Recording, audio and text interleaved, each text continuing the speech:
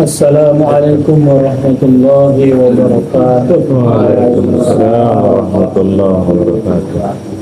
Alhamdulillah, nahmaduhu wa nasta'inuhu wa nastaghfiruh wa nu'minu bihi wa natawakkalu alayhi wa na'udzu billahi min shururi anfusina wa min sayyiati a'malina. من يهده الله فلا مضل له ومن يضلله فلا هادي له أشهد أن لا إله إلا الله وحده لا شريك له وأشهد أن محمدا عبده ورسوله لا نبي بعده فقد قال الله تعالى في كتابه الكريم أعوذ بالله من الشيطان الرجيم إن الذين قالوا ربنا الله ثم استقاموا تتنزل عليهم الملائكة ألا تخافوا ولا تحزنوا وأبشروا بالجنة التي كنتم توعدون نحن أولياؤكم في الحياة الدنيا وفي الآخرة ولكم فيها ما تشتهي أنفسكم ولكم فيها ما تدعون نزلا من غفور رحيم ومن أحسن قولا ممن دعا إلى الله وعمل صالحا وقال إنني من المسلمين ولا تستوي الحسنة ولا السيئة ادفع بالتي هي أحسن فإذا الذي بينك وبينه عداوة كأنه ولي حميم وما يلقاها إلا الذين صبروا وما يلقاها إلا ذو حظ عظيم صدق الله العظيم. Alhamdulillah, jamaah salat subuh yang dimuliakan Allah Subhanahu wa taala. Kita duduk di sini karena didudukkan oleh Allah Subhanahu wa taala. Kita sebentar lagi juga akan berdiri dari majelis, berdiri pun karena diberdirikan oleh Allah Subhanahu wa taala. Dan kita duduk di sini sebenarnya kita sama-sama berharap supaya Allah Subhanahu wa taala pahamkan kita dengan agama. Karena orang yang akan dipahamkan oleh Allah dengan agama, maknanya dia diberikan kebaikan oleh Allah Subhanahu wa taala. May yuridillahu bihi khairan yufaqihu fid-din. Orang yang dipahamkan, orang yang diberikan kebaikan oleh Allah Subhanahu wa taala adalah orang yang dipahamkan dengan agama. Makanya kita tidak bisa saling memberikan kepahaman tentang agama ini. Yang berbicara tidak bisa memberikan kepahaman kepada yang mendengar. Karena yang berbicara ini makhluk, yang mendengar makhluk. Sifatnya makhluk, tidak bisa memberikan manfaat dan mudarat. Selain Allah, semuanya makhluk. Malaikat makhluk, manusia makhluk. Bahkan seandainya malaikat Jibril pun yang duduk di sini tidak akan memberikan kepahaman kalau Allah tidak pahamkan. Kenapa? Karena malaikat Jibril adalah makhluk. Maka makhluk, sesama makhluk tidak bisa memberikan manfaat dan mudarat. Yang memberikan manfaat adalah Allah Subhanahu wa taala. Kita sebenarnya duduk di sini berharap kepada Allah supaya Allah pahamkan. Maka bagaimana caranya kita berharap kepada Allah? Ya dengan ikhtiar yang sempurna. Salah satunya mungkin ada pada majelis disempurnakan. Nah, salah satunya buka mata. Nah, ini orang yang duduk dalam majelis dengan membuka mata ini seperti wadah yang terbuka, Pak. Kalau wadah yang terbuka, hujan walaupun kecil akan terisi ya, apalagi besar.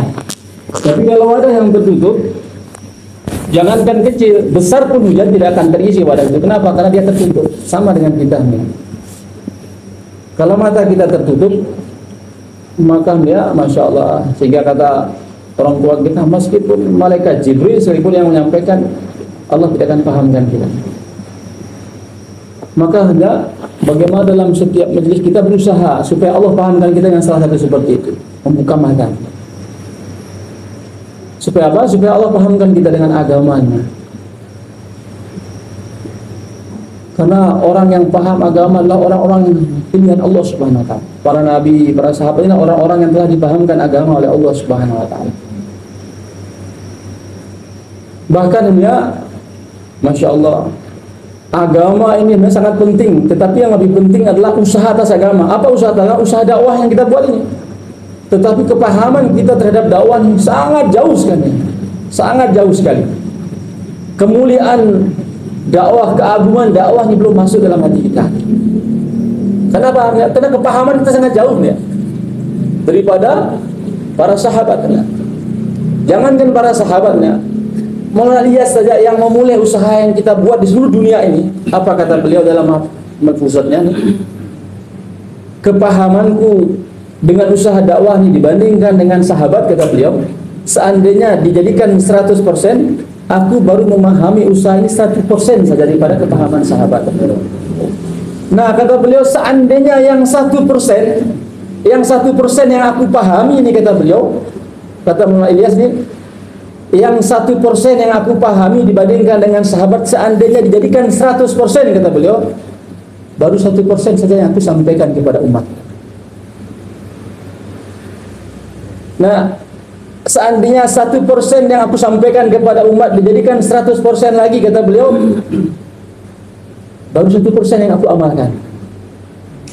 Lalu bagaimana dengan diri kita? Ya, masih jauh sebenarnya. Maka kita ini insyaAllah, makanya sama-sama kita berharap kepada Allah Subhanahu wa taala supaya Allah pahamkan kita dengan kerja dakwahnya. Ingat ya, kerja dakwahnya adalah asbabnya. Asbab agar kita ini ikhtiar sempurna supaya Allah berikan kita perkara yang sangat mulia, perkara yang sangat agung, perkara yang sangat kita butuhkan. Bahkan dibutuhkan oleh seluruh manusia. Diri kita, istri kita, anak kita, keluarga kita, bahkan seluruh manusia. Apa ini ya? Perkara hidayah. Dengan usaha dakwah inilah kita berharap dijadikan asbab Allah berikan hidayah. Ingat, asbab bukan dengan dakwah orang diberikan hidayah. Asbab, yang namanya asbabnya seluruh selain Allah ini adalah asbab semuanya. Sama, asbab ini makhluk, tidak bisa memberikan manfaat mudarat. Tapi kita buat asbab dakwahnya karena ini perintah Allah, dan dalam asbab dakwahnya ada janji Allah. Sehingga dengan kita buat asbab dakwah ini, kita semakin yakin kepada Allah bahwa dalam perintah Allah ada janji Allah Subhanahu wa taala. Asbab ini ya, bukan kita berpikir asbab ini bisa, jika Allah menghendaki bisa memberikan, bukan.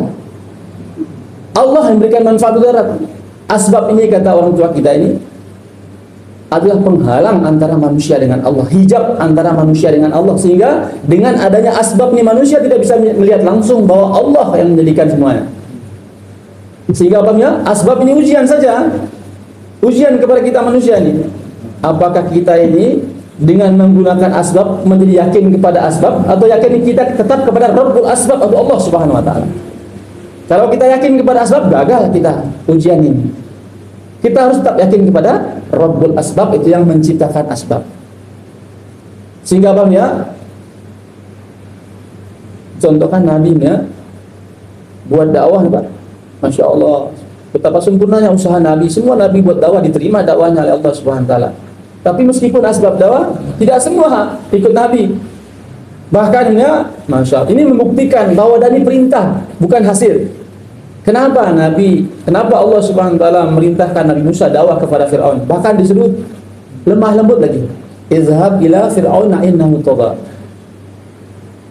Kenapa diperintahkan? Padahal Allah Maha tahu bahwa Firaun tidak akan dapat hidayah. Kalau secara otak